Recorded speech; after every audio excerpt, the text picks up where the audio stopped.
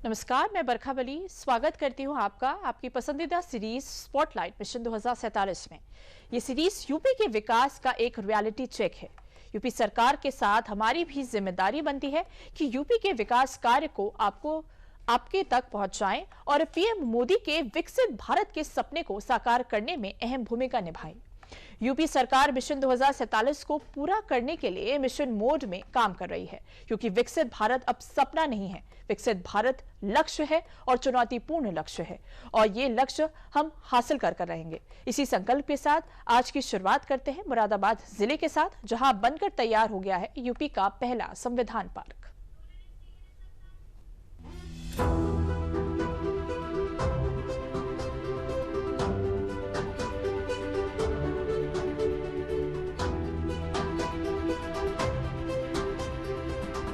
अच्छा होता देश आजाद होने के बाद 26 जनवरी प्रजासत्ताक पर्व की शुरुआत होने के बाद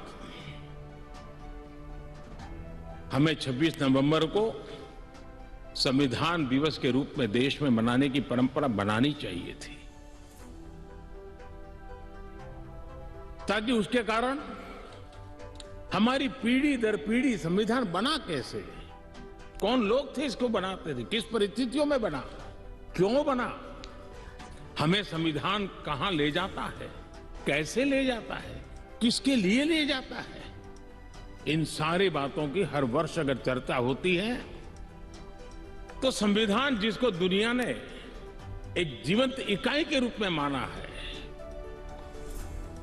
एक सामाजिक दस्तावेज के रूप में माना है, विविधता भरे देश के लिए ये एक बहुत बड़ी ताकत के रूप में पीढ़ी दर पीढ़ी अवसर के रूप में काम आता।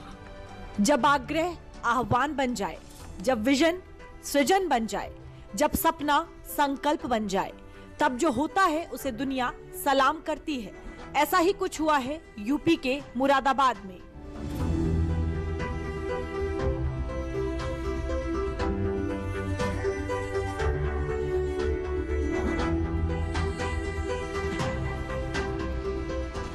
जिस देश में संविधान का दर्जा धर्म जाति पंथ से ऊपर है, जिस देश का सबसे बड़ा लीडर भी संविधान के सामने शीश नवाता हो, उस देश के बच्चे बच्चे को संविधान की अहमियत समझाने और देश प्रेम की भावना जगाने के लिए पीएम मोदी ने एक सपना देखा था। वो सपना अब संकल्प बनकर साकार भी हो गया है। संपूर्ण उत्तर भारत में यूपी के मुरादाबाद ने वो कर दिखाया जो आने वाली पीढ़ियों की नस नस में संविधान की सीख और भावना लहू बनकर दौड़ाएगी।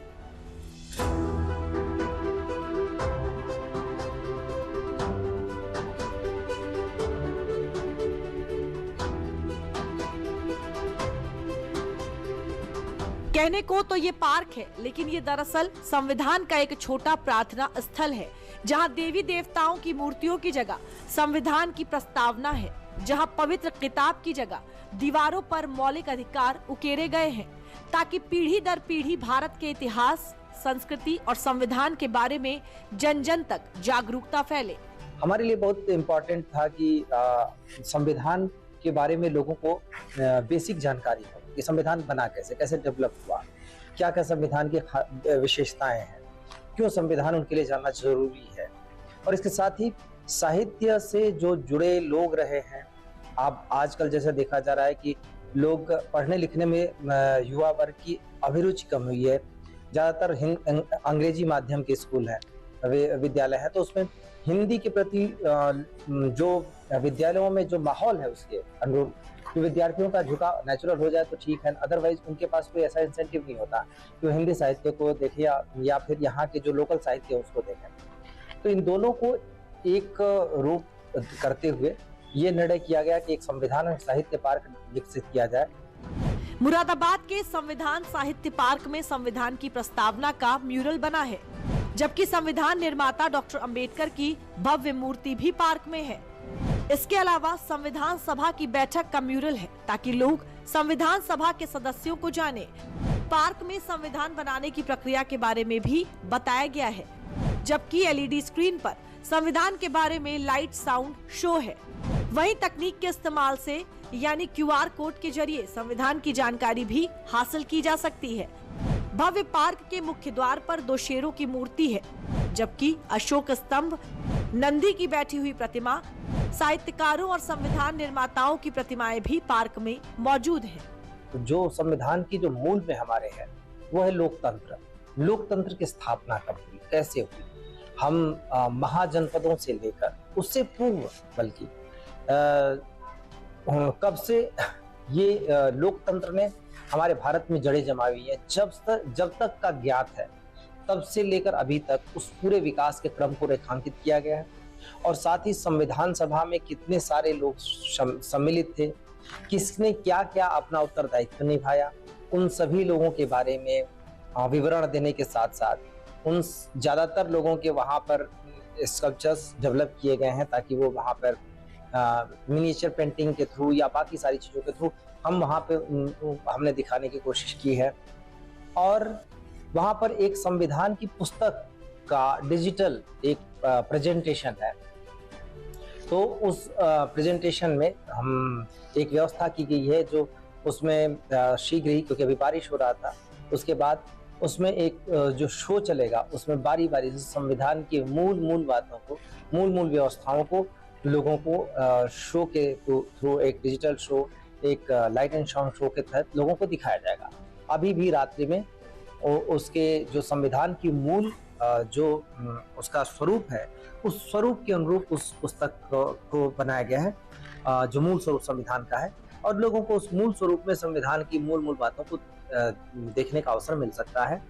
मुरादाबाद में संविधान, साहित्य और सेहत की त्रिवेणी के तौर पर ये पार्क दरअसल सीएम योगी आदित्यनाथ के मार्गदर्शन में बना है। मुख्यमंत्री योगी आदित्यनाथ का विजन है यूपी को थीम पार्क का सबसे बड़ा केंद्र बनाने की। संविधान एवं साहित्य पार्क मूल रूप से एक तो यहाँ के यूथ को संविधान के बारे में उनको अवेयर करने, उनको जानकारी देने, एक आसान तरीके से जब कोई पार्क में जाता है, हर एक पार्क थीम पार्क के तौर पे बनवाने का माननीय मुख्यमंत्री जी का निर्देश था कि एक थीम ले जाए, उस थीम पे पार्क ऐसा डेवलप किया जाए जिसमें लोग दैनंदिन वॉक करने आदि तो काम करें ही, साथ ही उसमें उनको जानकारी भी हासिल हो, ऐसे थीम हो कि वहाँ के लोकल कल्चर इत्यादि से मेल खाता हो। पीएम मोदी की प्रेरणा, सीएम योगी के संकल्प से जब मुरादाबाद का ये संविधान साहित्य पार्क साकार हुआ, लोकसभा अध्यक्ष ओम बिरला ने उद्घाटन के समय न सिर्फ इस अनूठी पहल को सराहा, बल्कि यूपी सरकार के विजन को आने वाली पीढ़ियों के लिए प्रेरणादायी भी बताया। जब लोकतंत्र में रहते हैं, लोकतंत्र के विचारों से चलते हैं, तो हम एक साथ मिलकर चलते हैं, और इसीलिए ये आने वाला संविधान पार्क नई पीढ़ी को प्रेरणा देगा।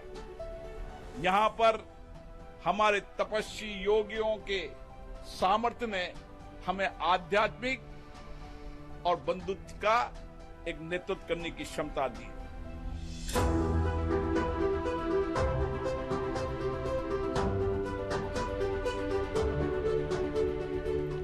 संविधान साहित्य थीम वाले इस पार्क का विजन देने वाले मुख्यमंत्री योगी आदित्यनाथ भी जब यहाँ पहुँचे तो इसे देखकर उनके चेहरे की खुशी बता रही थी कि विजन का सृजन पूरा हो चुका है। मुझे संविधान पार्क देखने का अवसर प्राप्त हुआ, मुझे हनुमान वाटिका देखने का भी अवसर प्राप्त हुआ। इतना जोरदार स्मार्ट सिटी मिशन के अंतर्गत संविधान पार्क बनाया गया, और मैं तो चाहूंगा हर युवा को, हर नागरिक को बाबा साहब डॉक्टर भीमराव अंबेडकर जी के द्वारा बनाए गए संविधान को देखना चाहिए, उनकी संघर्षों की गाथा को देखना चाहिए। संविधान सभा के सम्मानित सदस्यों के द्वारा देश के अंदर जो संविधान दिया गया है, जो पूरे देश को उत्तर से दक्षिण तक, पूरब से पश्चिम तक एकता के सूत्र में बांधता है, उस संविधान पार्क का अवलोकन करना चाहिए। और रिद्धि और सिद्धि के दाता बजरंग बली हनुमान की वाटिका को भी जाकर के देखिए, कितना आध्यात्मिक वातावरण है। स्मार्ट सिटी मिशन के अंतर्गत अब मुरादाबाद भी स्मार्ट हो रहा है। मुरादाबाद का संविधान साहित्य पार्क स्मार्ट सिटी मिशन के तहत विकसित हुआ है। इसमें केंद्र के साथ मिलकर यूपी सरकार ने ये अनूठा पार्क तैयार किया है। नगर निगम ने अवस्थापना निधि के तहत 15.5 करोड़ रुपए से संविधान पार्क तैयार किया है। मुरादाबाद के बुद्धि विहार फेज 2 में 2 एकड़ में ये पार्क बना है। संविधान पार्क मार्च 2025 में बनकर तैयार हुआ। पार्क में संविधान की मूल प्रति की कारीगरी का ही इस्तेमाल हुआ है। मुझे भी कुछ संविधान के बारे में ज़्यादा कुछ आता नहीं था। मैं यहाँ आया, मैंने यहाँ पढ़ा संविधान के बारे में, तो मुझे ही बहुत जानकारी हुई थी। हमने ये पार्क घूमा तो हमें ये पता चला कि इस पार्क में कैसे कैसे हमारा संविधान बना, किस किस जनों का योगदान था इस संविधान में, और मतलब क्या क्या इसमें है जिससे हमारी जो आने वाली जनरेशन है या हम लोग हैं, हमें क्या क्या पता होना चाहिए। दरअसल मुरादाबाद का ये अनूठा पार्क न सिर्फ आम लोगों को लुभा रहा है और संविधान से जुड़ी अमूल्य बातें बता रहा है, बल्कि इसमें एक खास कैफे भी बना है जो नारी शक्ति को मजबूती देने के उद्देश्य को बहुत ताकत से पूरा करता दिखता है। उसके अंदर एक अंबर कैफे भी डेवलप किया गया। अंबर कैफे खास तौर से हम लोग भी विकसित करना चाहते थे, जो सिर्फ महिलाओं के लिए हो, महिला साहित्यकारों का महिलाओं के लिए, महिलाओं के द्वारा एक कॉन्सेप्ट डेवलप किया गया था। उसको हम बाहर और विकसित करने का प्रयास कर रहे हैं, लेकिन यहाँ पे अंबर पुस्तकालय का एक शुरुआती झलक दी गई है, जहाँ पर वहाँ पर जाने वाले लोगों को संविधान के बारे में और अंबर पुस्तकालय में महिलाओं द्वारा जो लिखे गए संविधान और साहित्य की जो कृतियां हैं वो देखने को मिल सकती हैं। संविधान के निर्माण में महिलाओं के अनुपम योगदान को न सिर्फ ये अंबर कैफे याद कर रहा है, बल्कि कोशिश ये है कि उन्हें इतिहास में उचित स्थान भी मिले और उनकी प्रेरणा आने वाली पीढ़ी को भी आगे बढ़ने का रास्ता दिखाए। संविधान साहित्य पार्क सिर्फ एक कड़ी है। सीएम योगी की प्रेरणा से मुरादाबाद ऐसे थीम पार्कों को आगे बढ़ाने के लिए कमर कस चुका है।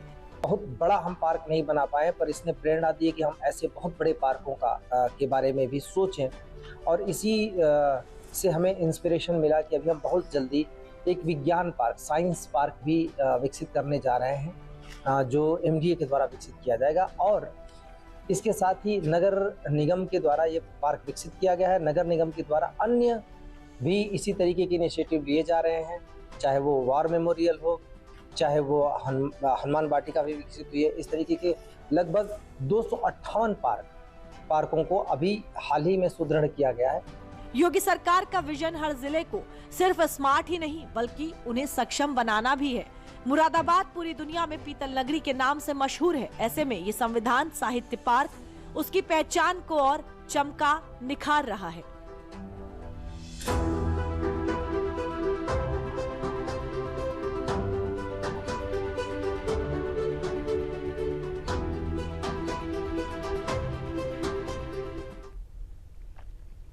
तो स्पॉटलाइट मिशन 2047 में आगे बढ़ने से पहले लेते हैं एक विराम।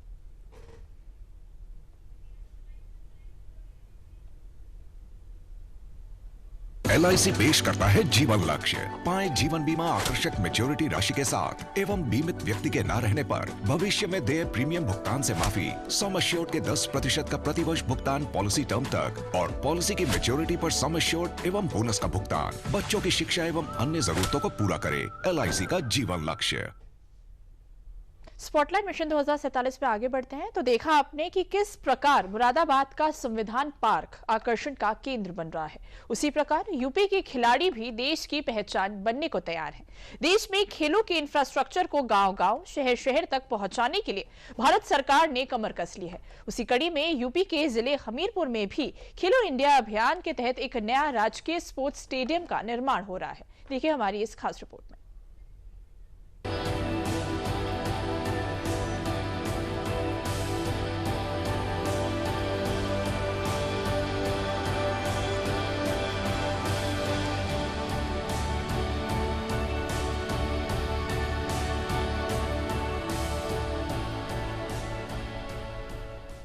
दुनिया के सबसे बड़े खेल महाकुंभ में अधिकतर बार दुनिया के सबसे बड़े लोकतांत्रिक देश की हाजिरी अधिकतर समय सिर्फ ओपनिंग सेरेमनी और क्लोजिंग सेरेमनी के परेड में ही दिखती थी।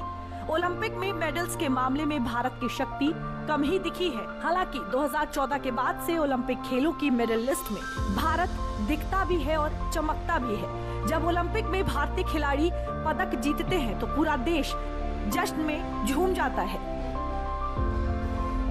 भारत आबादी के लिहाज से दुनिया के सबसे बड़े देशों में से एक है, लेकिन एक सच ये भी है कि भारत एक स्पोर्टिंग नेशन नहीं है। भारत में स्पोर्ट्स इंफ्रास्ट्रक्चर की परंपरागत तौर पर कमी रही है।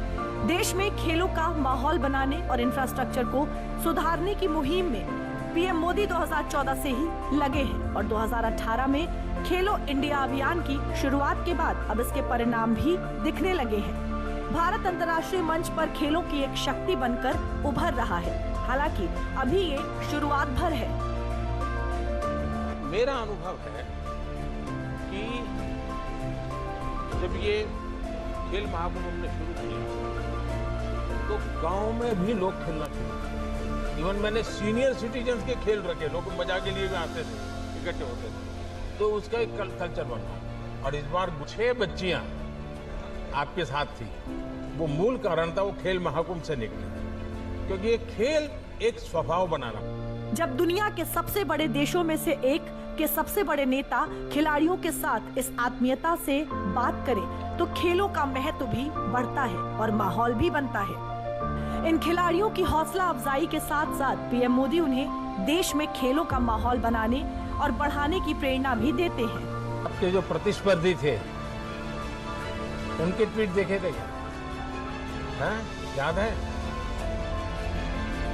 ब्रिटिश टीम ने आप लोगों की इतनी तारीफ की थी, यानी बोले ये सचमुच में इतने होनहार खिलाड़ी हैं, ना हर कोई आपकी टेक्निक की चर्चा कर रहा है। पीएम मोदी इसलिए ही दुनिया के सर्वाधिक लोकप्रिय नेता हैं, क्योंकि ये आम खिलाड़ी, आम इंसान की परेशानियों को समझते हैं, पदकों की चकाचौंध के पीछे के अंधेरे गड्ढों को जानते हैं। वो समझते हैं कि देश में खेलों को करियर बनाने की राह में कितनी परेशानियां आती हैं। देश की जमीनी हकीकत से पीएम मोदी अच्छी तरह वाकिफ हैं। पहले गांव हो या शहर, हर खिलाड़ी के सामने सबसे बड़ी चुनौती थी कि उसे स्पोर्ट्स की प्रैक्टिस के लिए घर से बहुत दूर जाना पड़ता था। इसमें खिलाड़ियों का बहुत समय निकल जाता था, कई बार दूसरे शहरों में जाकर रहना पड़ता था। आज गांवों के पास भी आधुनिक स्पोर्ट्स इंफ्रास्ट्रक्चर विकसित हो रहा है। देश के दूर सुदूर में भी अब बेहतर मैदान, आधुनिक स्टेडियम, आधुनिक ट्रेनिंग फैसिलिटीज बनाई जा रही है। यूपी में भी स्पोर्ट्स प्रोजेक्ट पर हजारों करोड़ रुपए खर्च किए जा रहे हैं। देश में खेलों को, इंफ्रास्ट्रक्चर को गांव-गांव, शहर-शहर तक पहुंचाने का पीएम मोदी का अश्वमेघी यज्ञ अब सफलता की ओर तेजी से बढ़ रहा है। तस्वीरें यूपी के छोटे से जिले हमीरपुर की हैं। एक समय ऐसा भी था जब हमीरपुर में तरक्की का पहुंचते पहुंचते दम फूल जाता था। सरकारी योजनाएं सुनाई तो देती थी, पर जमीन पर दिखाई नहीं देती थी। जहां चिंता रोजी रोटी की हो, वहां खेलों का नंबर बहुत बाद में आता है। हमीरपुर में ना तो खेल का इंफ्रास्ट्रक्चर था और ना ही खेलों को लेकर माहौल। हमीरपुर में खेल शौक थे और शौक पर रोजी रोटी की चिंता अक्सर हावी रहती थी। जीवन में अगर स्वस्थ प्रतिस्पर्धा नहीं तो व्यक्ति या समाज कभी विकास नहीं कर सकता। एक स्वस्थ प्रतिस्पर्धा का भाव भी हमारे बीच में आए कि हम स्वस्थ प्रतिस्पर्धा के माध्यम से इसे प्राप्त करेंगे। इस दृष्टि से यह प्रतियोगिता आवश्यक है और इसी के लिए प्रधानमंत्री जी ने, जब मोदी जी प्रधानमंत्री बने तो उन्होंने खेलो इंडिया खेलों के माध्यम से इस कार्यक्रम को आगे बढ़ाया। अब खेलो इंडिया अभियान से हमीरपुर में भी बदलाव की लहर उठी है। खिलाड़ियों के अंदर देश, प्रदेश और अपने जनपद का नाम रोशन करने का संकल्प साकार होता दिख रहा है। मैं एथलेटिक्स में प्रैक्टिस करती हूँ और मैं स्टेट में मेरा 3रा मेडल पड़ा है और मुझे राष्ट्रीय इंटरनेशनल स्तर तक का खेलना है और मुझे अपने गुरुओं को और माता पिता और अपने शहर का नाम रोशन करना और मैं खेलो इंडिया को बहुत आगे बढ़ाना चाहूँगी। इसके आगे तक काफ़ी बच्चों को मदद मिलती है। खेलो इंडिया को जिनके पास कुछ नहीं उनको बहुत कुछ मिलता है। मैं यहाँ हमीरपुर के स्टेडियम में प्रैक्टिस करने आता हूँ खेलो इंडिया के तहत और हमारे कोच भी हमें बहुत अच्छा सिखाते हैं। मैं अभी तक डिस्ट्रिक्ट लेवल पे खेल चुका हूँ और यूपी T20 का ट्रायल भी दे चुका हूँ। और जो हमारे प्रधानमंत्री ने जो खेलो इंडिया शुरू करी है उसके तहत जो छोटे खिलाड़ी हैं उनको नेशनल लेवल तक खेलने का एक मौका मिलेगा, जैसे हम जैसे खिलाड़ी हैं। खेलो इंडिया के तहत मुझे जनपद मंडल मेरे 3 मेडल पड़े हैं। मुझे स्टेट तक का जाना है और अपने गुरुओं का, अपने माताओं पिताओं का नाम रोशन करना है। इन बच्चों की ये मासूम ख्वाहिश दरअसल उनके खिलाड़ी बनने की शुरुआत का ऐलान है। हमीरपुर में खेलों का माहौल बनना अभी शुरू हुआ है। रास्ता लंबा है, मंजिल अभी दूर है, लेकिन शुरुआत हो चुकी है। खेलो इंडिया सेंटर भारत सरकार की योजना है और इसके तहत हम लोग प्रतिवर्ष बच्चों को, खिलाड़ियों को जो उसमें पंजीकृत हैं, मानक 15 बालक और 15 बालिकाओं को, उनको हम लोग प्रशिक्षण किट दिया जाता है। हमारे यहाँ खेलो इंडिया स्कीम चल रही है जिसमें 30 लड़कों को इसे चैनल में ट्रेनिंग दिया जाता है। तो ये राज्य स्तरीय, राष्ट्रीय स्तर के खिलाड़ी भी हैं। हमीरपुर का नाम पूरी दुनिया में रोशन करने के लिए खिलाड़ी तैयार हैं। अब जल्द ही खिलाड़ियों को इंटरनेशनल मानकों पर ट्रेनिंग देने के लिए खेलो इंडिया के तहत एक शानदार स्टेडियम भी तैयार होने वाला है। हमीरपुर के राजकीय स्पोर्ट्स स्टेडियम का 7.64 करोड़ की लागत से कायाकल्प 1510 दर्शकों वाला पवेलियन बन रहा है। स्टेडियम में फ्लडलाइट्स लगाने की भी योजना है।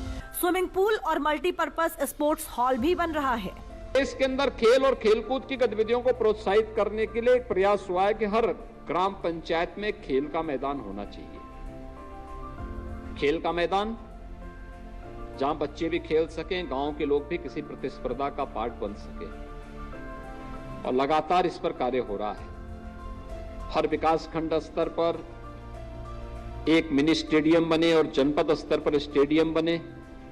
सरकार इसके लिए भी लगातार पैसा उपलब्ध करवा रही है। सीएम योगी का हर ब्लॉक में मिनी स्टेडियम का ये ऐलान दरअसल खेलो भारत अभियान का विस्तार है। वैसे भी खेलो इंडिया अभियान की शुरुआत के बाद से यूपी में इस योजना के तहत लगातार खेल इंफ्रास्ट्रक्चर विकसित हो रहा है और राज्य सरकार भी यूपी को खेलों की महाशक्ति बनाने में जुटी है। पूरे यूपी में अभी 84 स्टेडियम और 67 मल्टीपर्पज स्पोर्ट्स हॉल हैं। पूरे प्रदेश में राज्य खेल हॉकी के 15 सिंथेटिक स्टेडियम हैं। यूपी में 2 इंटरनेशनल स्टेडियम हैं। राज्य में 38 इंटरनेशनल स्टैंडर्ड के स्विमिंग पूल मौजूद हैं। खेलो इंडिया अभियान के तहत यूपी में मल्टीपर्पज स्पोर्ट्स हॉल की 25 परियोजनाएं हैं। 19 जिलों में 100 करोड़ की स्पोर्ट्स इंफ्रास्ट्रक्चर की परियोजनाएं पूरी हो चुकी हैं। खेलो इंडिया के तहत लखनऊ में 300 बेड का हॉस्टल और एक कुश्ती हॉल बना है। खेलो इंडिया ने यूपी में स्पोर्ट्स इंफ्रास्ट्रक्चर को लगातार विकसित किया है, तो यूपी सरकार ने खिलाड़ियों को आर्थिक स्थिरता देने के लिए सरकारी नौकरियां दी हैं, जिससे पूरे यूपी में खेलों को लेकर एक बड़ा और सार्थक माहौल बना है। हमने पिछले 3 वर्ष के अंदर 500 से अधिक अंतर्राष्ट्रीय और राष्ट्रीय स्तर के खिलाड़ियों को उत्तर प्रदेश पुलिस में और विभिन्न विभागों में सरकारी नौकरी उपलब्ध करवाई है, जिन्होंने देश को मेडल उपलब्ध करवाए हैं। लगातार हमने उनको डिप्टी एसपी भी बनाया है। हमने उन्हें नायब तहसीलदार बनाया है। खेल के अधिकारी खेल विभाग में भी उनको भर्ती किया है। अन्य अनेक विभागों में उन्हें अवसर दिया है और जहां जाकर के वे खेल और खेलकूद की गतिविधियों को आगे बढ़ा रहे हैं। आज परिणाम क्या है? 500 खिलाड़ियों को हमने उत्तर प्रदेश पुलिस बल में शामिल किया। अभी इंटरनेशनल पुलिस गेम्स हुए थे और इंटरनेशनल पुलिस गेम्स में उत्तर प्रदेश की पुलिस ने सर्वाधिक मेडल जीते। कोई भी देश जब किसी भी क्षेत्र में महाशक्ति बनता है तो उसके पीछे उसके नेता का विजन होता है। आबादी के लिहाज से हमेशा दुनिया के टॉप देशों में रहने वाले भारत में खेलों को लेकर एक माहौल, एक अभियान, एक मिशन की कमी थी। 2018 में पीएम मोदी ने उसे दूर कर दिया।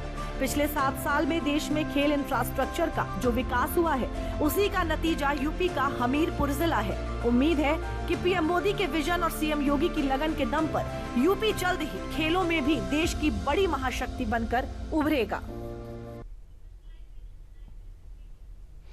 तो यूपी के विकास की गाथा जारी रहेगी, लेकिन उससे पहले रुकते हैं एक छोटे से ब्रेक के लिए।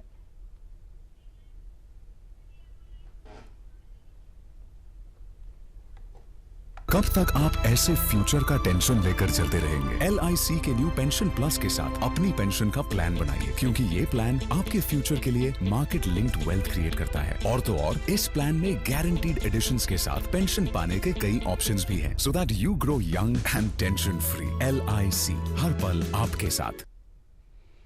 स्पॉटलाइट मिशन 2047 में आगे बढ़ते हैं। कहते हैं शिक्षा से दशा और दिशा दोनों बदलती है।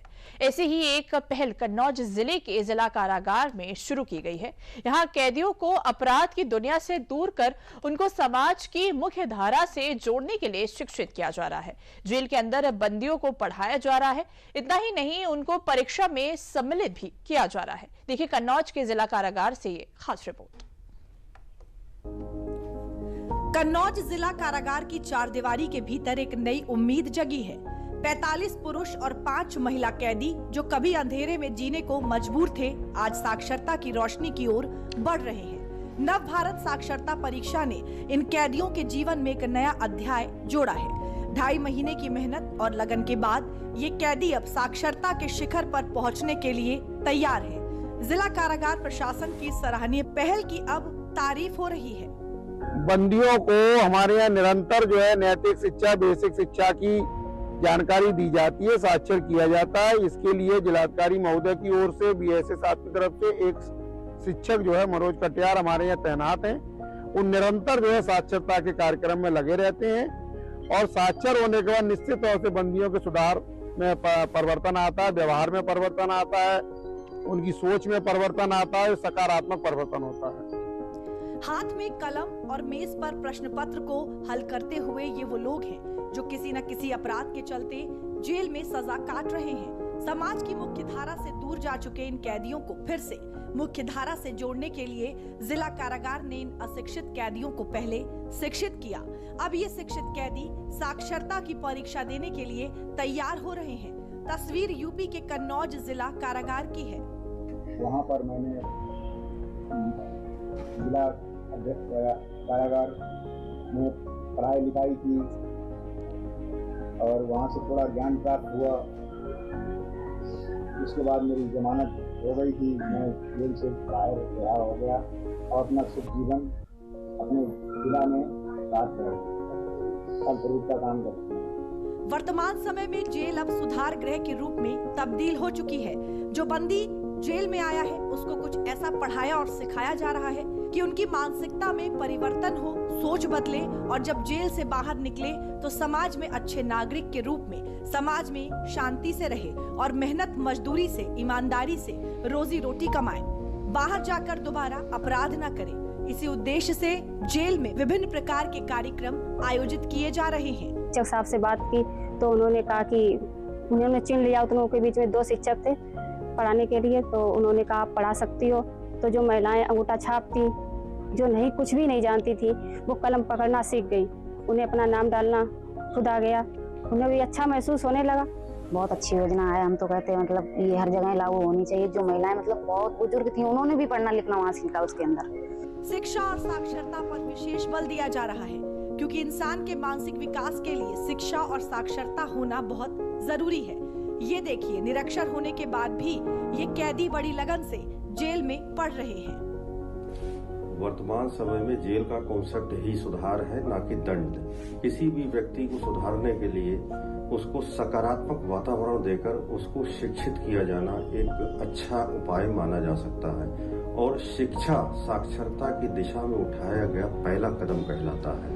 इसी उद्देश्य से मैंने अपनी तैनाती वाली विभिन्न कारागारों में साक्षरता का कार्य विशेष रुचि लेकर किया और मैं जेलों में एक मिशन चलाता था जिसका नाम होता था आओ पढ़ना लिखना सीखें। जनपद कन्नौज की जेल में तैनाती के बाद शुरुआत में ही मैंने निरक्षर बंदियों को चिन्हित किया, उनकी कक्षाएं लगवाना शुरू की, उनको पढ़ना लिखना सिखाया गया।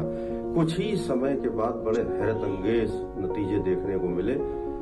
18 वर्ष की आयु से लेकर 70-75 वर्ष तक की आयु के बंदियों ने बहुत ही अच्छी तरीके से पढ़ना लिखना सीखा। अब उनके माथे से अंगूठा छाप होने का कलंक हट चुका था। शिक्षा से संस्कार आते हैं और मन परिवर्तित होता है। जिला कारागार में बंदियों को शिक्षित करने की सराहनीय पहल है। इससे बंदियों को शिक्षित कर उनको समाज की मुख्य धारा से जोड़ने में मदद मिलेगी। तो आपने देखा कि किस तरह से यूपी विकास की गाथा लिखता जा रहा है। स्पॉटलाइट मिशन 2047 में आज मेरे साथ अभी के लिए बस इतना ही। मुझे दीजिए इजाजत। नमस्कार।